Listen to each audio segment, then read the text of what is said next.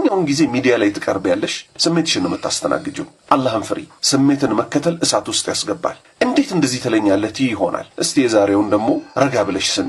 አንቺ የሆነ ነገር ስትባይ ያው ውጭ ሀገር በመኖርሽ በጣም ለራስሽ የምትሰጪው ቦታ ስላለ ከዚህ በፊት አምና መውሊድን በተመለከተ የሰጠውብሽ መልስ እኔ ያለሁት ካናዳ አልሽ። ካናዳ ብትኖሪ ጀሃነም የለም ወይ? ካናዳ ያለ ሰው ሞት የለበትም ወይ? አረ ቆም ብለሽ አስቢ።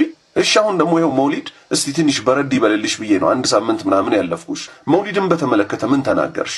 እንደሚታወቀው ጫታቸውን እየቃሙ እነ ሙፍቲ አቡበከር ሱለይማን የሚባለው ሚዲያ ላይ ቀርቦ በቴሌቪዥን ምንም ሳይመስለው ምን ያለ ጫት ይቻላል ያለ ሰው ማለት ነው። እና ሰንታጁ ተሰብስበው ጫት ሲቃምበት የነበረውን ራሳቸው የለቀቁትን ቪዲዮ አሲዤ ምን አልኩኝ? ነብዩን መውደድ ይሄ ነው ወይ ብዬ የለቀኩት ነበር።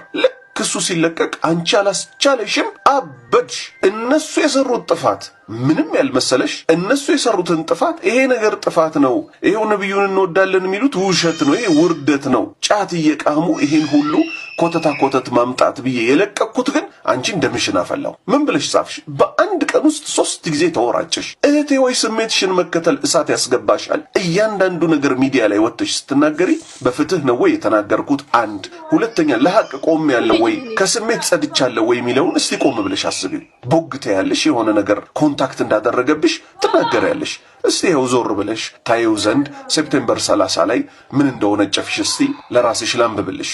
ያ ረብ መሻኢኾቻችንን ጠብቃቸው በረህመትህ፣ ከሚፈሩህ ከሚታዘዙት ባሮች መዝግባቸው ያ ረብ በረህመትህ አልሽ። እንግዲህ ድፍረቱን አላገኘሽም፣ ግን ተበሳጭተሻል፣ አላስቻለሽም። መሻኢኾቻችን ስትይ እነማን ነው እንግዲህ? ጫት የሚቅሙትን ብሎም አልፎ እህቶቻችን ገንፏችሁን ጫታችሁን ይዛችሁ የሚለውን እንደነ ጣሃ አይነቱን እንደነ አቡበከር ሱለይማን አይነቱ ጫት ይቻላል የሚሉትን ማለት ነው። ቀጠልሽ፣ በዛው ቀን አላስቻለሽም። የአገራችን መሻኢኾች የተለዩ ናቸው። ማንም ሊያዋርዳቸው ቢፈልግ ያሻው ማለት ይችላል፣ ከአላህ በቀር ማንም ማወቅ አይችልም አልሽ። አላሁ አክበር። እንዴት ነው ነገሩን የገለባበጥሽው?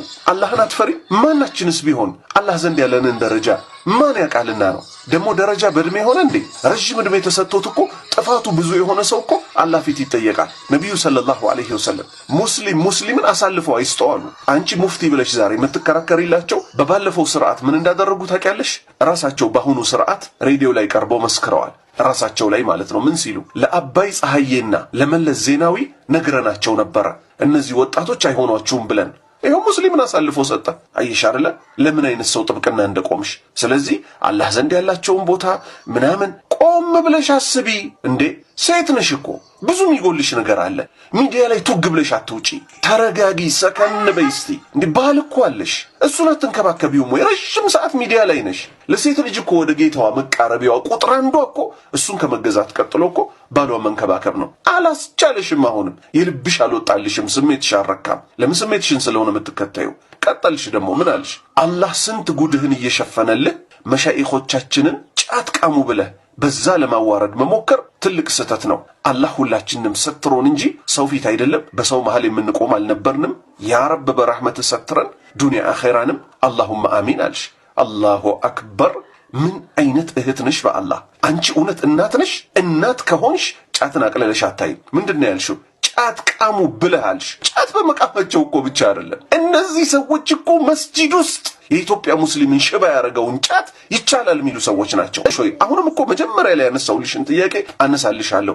እውነት አጠገብሽ ያሉትን ልጆች ራስሽ ከሆነ ወልደሽ የምታሳድጊያቸው ማንኛውም ወላጅ ልጁም እንዲሆንበት አይፈልግም፣ ሱሰኛ እንዲሆንበት አይፈልግም፣ ጫት ቃሚ፣ ሲጋራ ጫሽ፣ ሐሺሽ ወሳጅ እንዲሆንበት አይፈልግም። አንቺ ግን እነዚህ በአደባባይ እኔ አይደለሁም የለቀኩባቸው፣ ልብ በይ፣ ራሳቸው ይሄንን ጫታቸውን ትርኪ ምርኪያቸውን እንደ ቁም ነገር አድርገው ላይቭ እየገቡ እንደገና ደግሞ በቲክቶክ በዩቲዩብ በፌስቡክ ሲለቁት ይሄን ውርደታቸውን